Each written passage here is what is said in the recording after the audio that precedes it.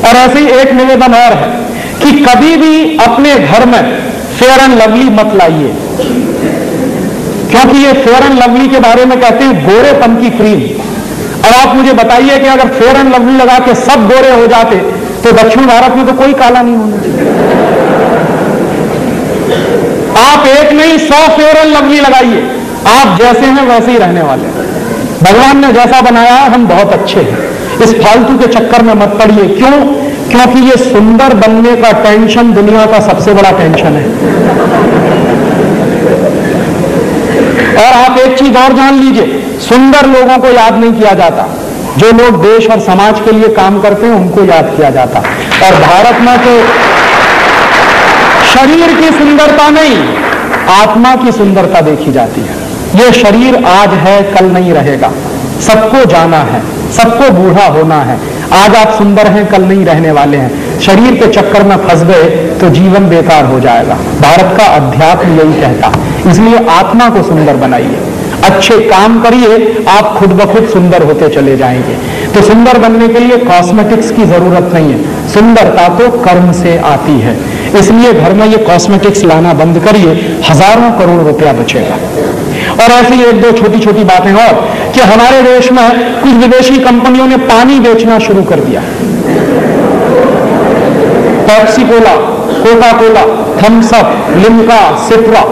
आपको मालूम है भारतीय संस्कृति में पानी बेचा नहीं जाता, लेकिन यहां परदेशी कंपनियां 12 रुपए लीटर का पानी बेचती।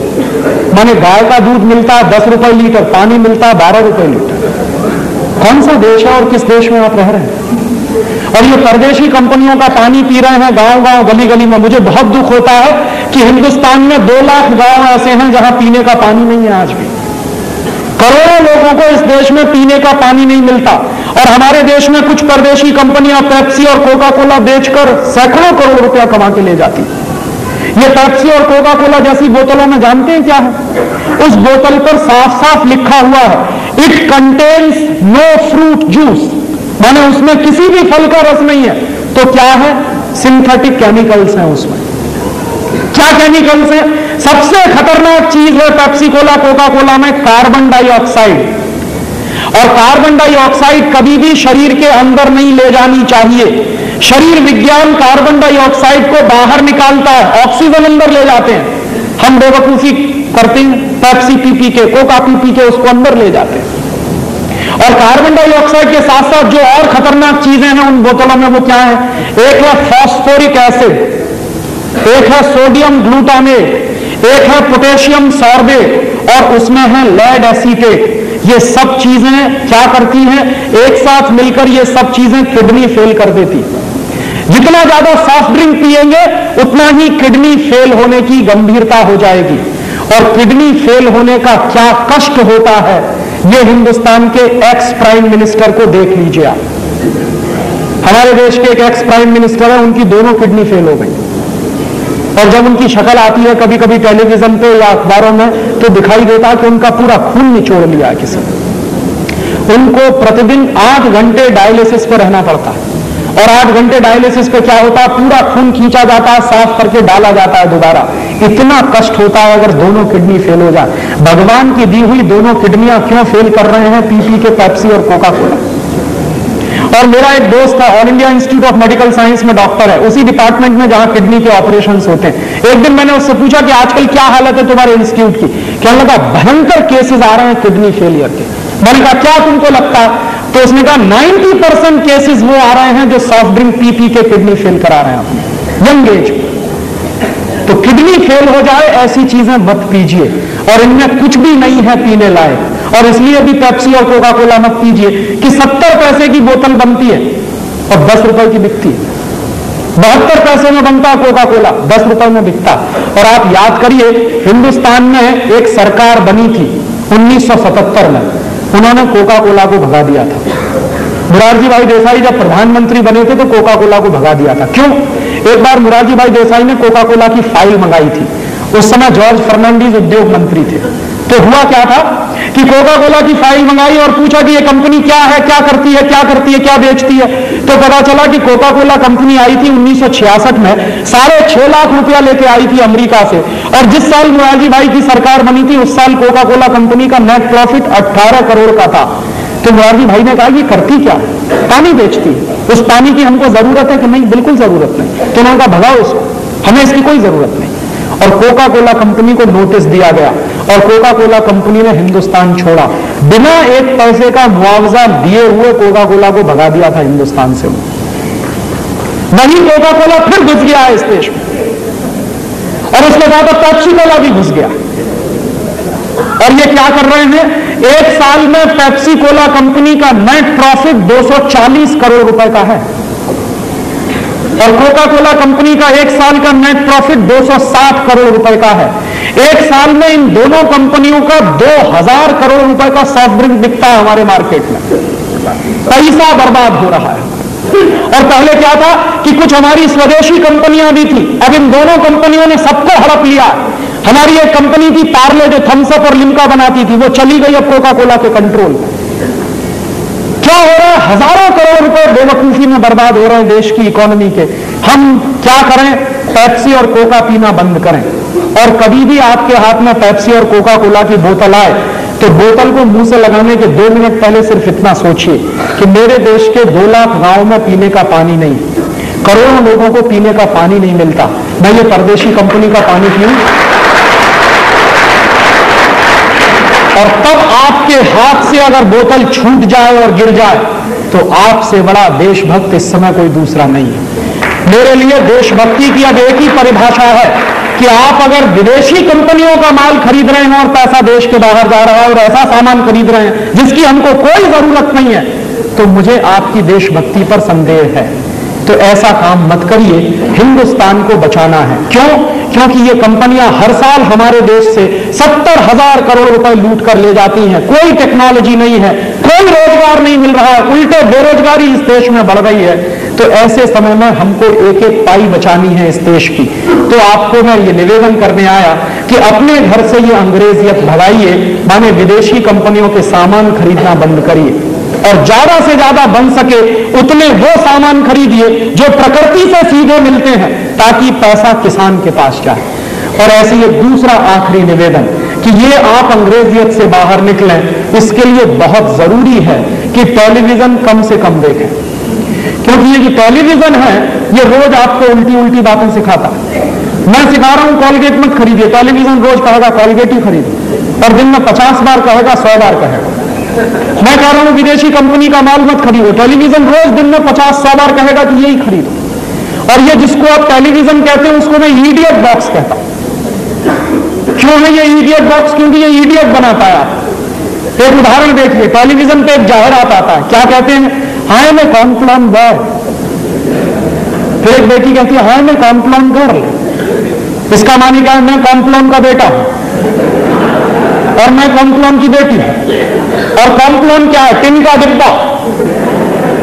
अब आप बताइए टिन का डिब्बा के भी बेटा बेटी हो सकते हैं? 100% इडियोसिटी है। क्या दिखाता है टेलीविजन? लाइफ बॉय है जहां तंदुरुस्ती है वहां। अब आप बताइए अगर तंदुरुस्ती लाइफ बॉय से आती है तो भोजन क्यों करते हैं?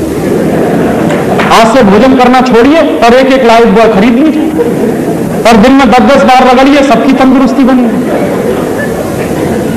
क्या इडियोसिटी दिखाते हैं कि एक फुटबॉल खिलाड़ी है जो बिना लाइफ बॉय लगा के फुटबॉल खेलने जाता है तो गिर पड़ता, फिर लाइफ बॉय लगा के जब फुटबॉल खेलने जाता है तो बिना गोल मारे वापस नहीं लौटता। तो मैं सोचता हूं कि लाइफ बॉय लगा के इतना अच्छा खिलाड़ी कोई हो सकता है तो इन सब खिलाड़ियों को ओलंपिक में भेजना चाहिए, क्योंकि हिंदुस्तान की फुटबॉल की टीम जब ओलंपिक में जाती है तो क्वालिफाइंग राउंड में बाहर हो जाती है।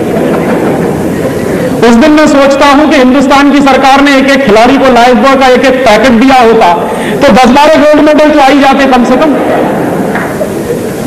100% इडियोसिटी है। इस इडियोसिटी का एक उदाहरण और देखिए, टेलीविजन पे दिखाते हैं कॉलगेट का विज्ञापन। कैसे दिखाते हैं? 2 पति पत्नी साथ साथ चल रहे हैं, थोड़ी देर के बाद पत्नी मुंह फेर लेती है और अपनी सहेली से कहती है कैसे कहूं इनकी सांस में बदबू आती है। तो उसकी सहेली कहती है सांस में बदबू, चल मेरे साथ। दोनों डॉक्टर के पास जाते हैं। डॉक्टर साहब कहते हैं, अरे कॉलगेट का सुरक्षा चक्र तो अपनाया नहीं, सांस में बदबू तो आएगी। तो उनके घर में कॉलगेट आ जाता है। उनके मिस्टर जिनकी सांस में बदबू आती है वो कॉलगेट रगड़ते हैं। कॉलगेट रगड़ने के बाद दिखाते हैं उनकी पत्नी उनके नजदीक आ जाती है और नीचे एक लाइन लिखते हैं, दूरियां नजदीकियां बनी। जानते हैं इसका मतलब क्या है? इसका मतलब है कि दो पति पत्नी अगर कॉलगेट नहीं करेंगे तो दूर दूर रहेंगे, कॉलगेट करेंगे तभी नजदीक आएंगे। अब आप बताइए, भारतीय संस्कृति में कहते हैं कि पति पत्नी का रिश्ता परस्पर प्रेम, परस्पर विश्वास, परस्पर सद्भाव पर टिका होता है। अब ये इडियट बॉक्स कह रहा है नहीं, कॉलगेट पेस्ट पर टिका हुआ,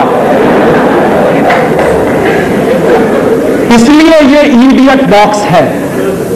और ये इडियट बॉक्स क्यों है?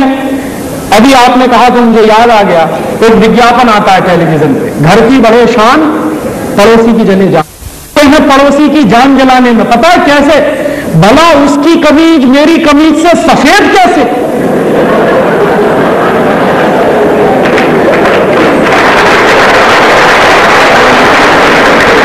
हमारी पूरी जिंदगी इसी में घुचक्कर हो गई कि भला उसकी कमीज मेरी कमीज से सफेद कैसे? गया हो गया बंटा धार भारतीय संस्कृति। इसलिए मैं कहता हूं कि ये टेलीविजन देखना कम से कम करिए। और इसलिए भी कि ये जो टेलीविजन है ये हमारे देश में ना सिर्फ इडियोसिटी फैला रहा है, बल्कि भारत सरकार ने जब से ये Zee TV, CNN, ATN, Star TV, Prime Star, Prime Sports, तमाम विदेशी कंपनियों को खुली छूट दे दी है हिंदुस्तान में, वो दिखा क्या रहे हैं? आपके बच्चों को वो सब दिखा रहे हैं जो नहीं देखना चाहिए। आपके बच्चे बैठते हैं ATN पर, रात दिन गाने सुनते हैं। क्या गाने सुनाते हैं? चोली के पीछे क्या है? चीज बड़ी है मस्त मस्त। अब आप बताइए कि आपका 3 साल का बच्चा, 4 साल की बेटी, 5 साल के बच्चे रोज रोज ऐसे ही गाने सुने और रोज रोज ऐसी ही चीजें देखें, तो जरा सोचिए कि वो क्या बनेंगे।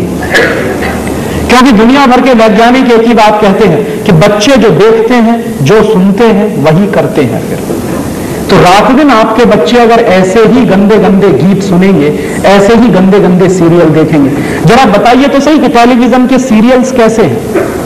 कोई कहता है कि एक सीरियल आता है शांति, कोई कहता है आता है स्वाभिमान, कोई कहता है आता है बनेगी अपनी बात। इन सब में क्या दिखाते हैं? हर एक सीरियल में एक ही थीम है, एक्स्ट्रा मैरिटल रिलेशंस। क्या दिखा रहे हैं शांति में? शादी के पहले बच्चे पैदा हो गए और शादी क्या कर रहे हैं? एक बार एक से, दूसरे बार दूसरे से, तीसरे बार तीसरे से, चौथी बार चौथे से, माने ऐसे बदलते हैं जैसे कमीज बदलते हैं। ये यूरोप में तो हो सकता है, हिंदुस्तान में ये नहीं चलता। और आपके बच्चे अगर यही सब देखेंगे, कभी कभी तो मैं डर पैदा करता हूं। आप जरा सोचिए कि हम 5 में जो कुछ दिखाया जाता है और जिस तरह के बच्चे हैं, देख देख कर अगर हम 5 आपके बच्चे भी वैसे ही हो गए तो आप सिर पीटेंगे एक दिन अपना। क्यों? जानते हैं क्यों? उसका एक कारण है। वो जो बच्चे होते हैं, ये जब सीखते हैं किसी चीज को तो उसकी एक खास तरह की प्रक्रिया होती है। क्या होती है? बच्चों को सबसे ज्यादा सीख अगर देनी हो तो उनको अच्छी अच्छी कहानियां सुनानी चाहिए। कहानियों का बच्चों के मन पर जो असर होता है वो पूरी जिंदगी रहता है। एक उदाहरण मैं अक्सर देता हूं, महात्मा गांधी का। महात्मा गांधी जब छोटे थे, बचपन में, मोहनदास करमचंद गांधी थे, तो एक दिन वो हरिश्चंद्र का नाटक देखने गए। हरिश्चंद्र का नाटक देखने से पहले उनकी मां ने उनको हरिश्चंद्र की कहानी सुनाई, एक बार नहीं कई बार।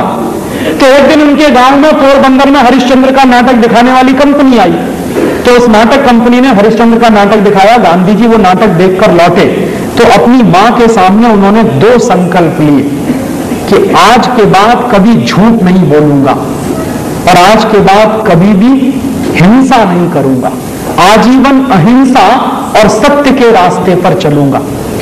हरिश्चंद्र की कहानी और नाटक देखकर मोहनदास करमचंद गांधी नाम का बालक महात्मा गांधी हो गया।